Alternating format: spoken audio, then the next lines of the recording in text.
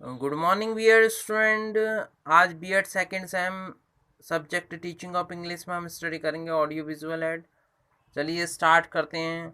Audio means to hear. Audio का जो मतलब होता है मीनिंग हिंदी में वो होता है सुनना। एंड विजुअल मीन्स टू सी, और विजुअल का मतलब होता है हिंदी में स्टूडेंट देखना। तो इस तरह से ऐसी सहायक सामग्री जिसको हम सुन सकते हैं और देख सकते हैं तो वो हो गई ऑडियो विजुअल एड। चलिए आगे स्टार्ट करते हैं। Hence audio visual aid is an instructional aid. Instruction मतलब होता है स्टूडेंट शिक्षण संबंधी दिशा निर्देश जो दिखा सके वो इंस्ट्रक्शनल एड हो गया। Visual aid is an instruction aid that can be heard as well as seen, और जिसको देखा भी जा सके और जिसको सुना भी जा सके उसको ऑडियो विजुअल एड कहते हैं। It includes all those source which make the pupils audio and visual sense organ activated। और ऐसा ऑडियो विजुअल एड होता है जो स्टूडेंट के सेंस ऑर्गन, सोचने समझने की क्षमता की ज्ञानेंद्रियों को एक्टिवेट कर दे, दस creating the interest in the lesson. और ऑडियो विजुअल एड्स का वर्क क्या होता है, वो रुचि भी बढ़ा देता है लेसन में, स्टूडेंट की रुचि भी।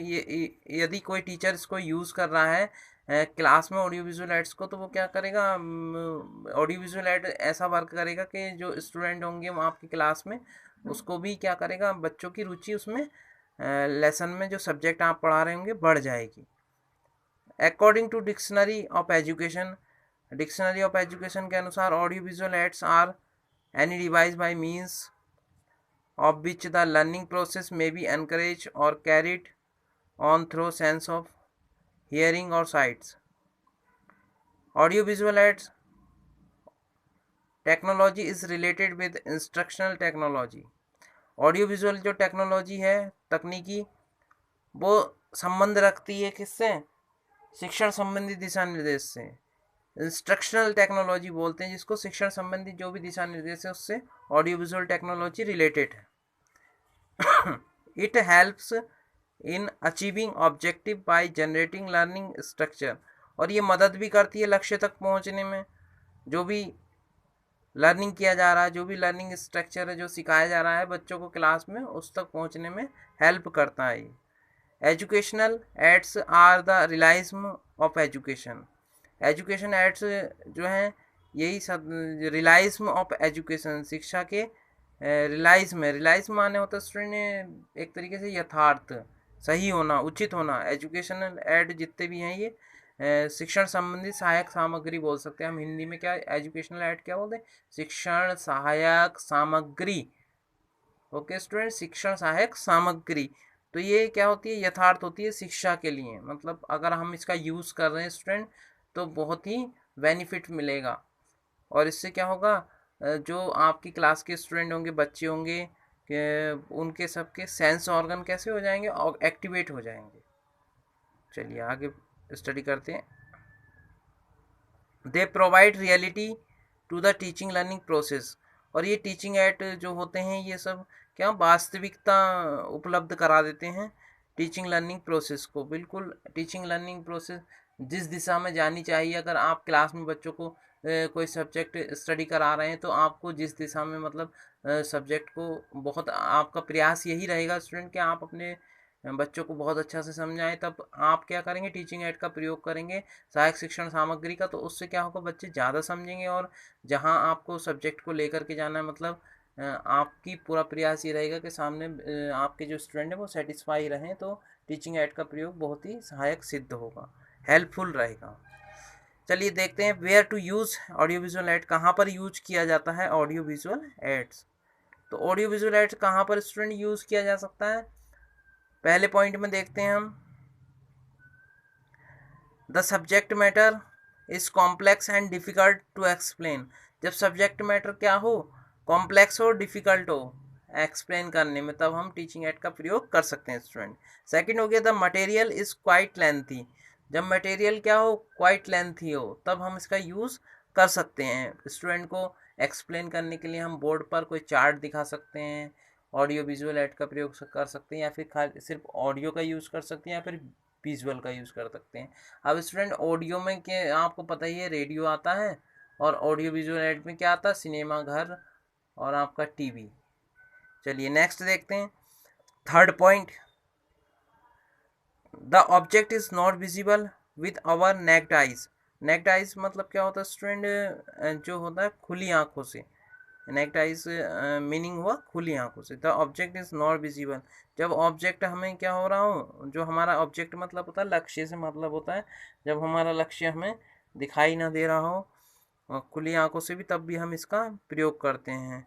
इस प्रकार से जैसे अमीबा हो गया, अमीबा या फिर एटम्स, एटम्स और अणु परमाणु बोलते हैं, एटम्स एक साइंस का वर्ड है तो स्टूडेंट, तब हम उसको प्रेजेंट करने के लिए एटम्स को, अमीबा को, तब भी हम ऑडियो विजुअल ऐड का प्रयोग कर सकते हैं। नेक्स्ट 4 पॉइंट क्या है देखते हैं, the object is too large, जब हमारा ऑब्जेक्ट जो है ऑब्जेक्ट लार्ज हो, to carry such as Taj Mahal, mountain and volcano.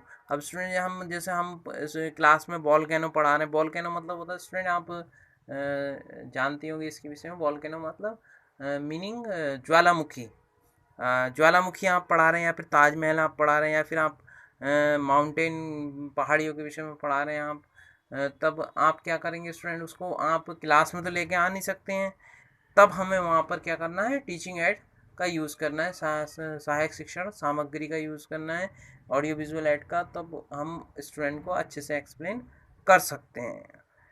Next 5, to explain the idea in better way, जब हमें कोई अपने विचारों को अच्छे से प्रस्तुत करना हो, तब हम ऑडियो विजुअल ऐड का प्रयोग कर सकते हैं।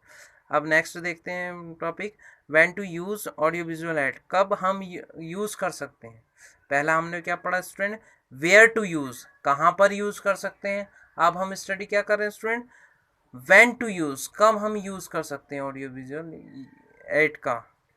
देखिए, the use of audio visual ads depends upon the teacher, किस पर निर्भर करती है ये बात, अपॉन द टीचर, डिपेंड करता है टीचर पर, टीचर को कब इसका यूज करना चाहिए, कब नहीं करना चाहिए, और कब टीचर करता है, ये टीचर पर डिपेंड करता है। हम आप तय नहीं कर सकते, ये तय कर सकता है टीचर, उसको कब आवश्यकता है।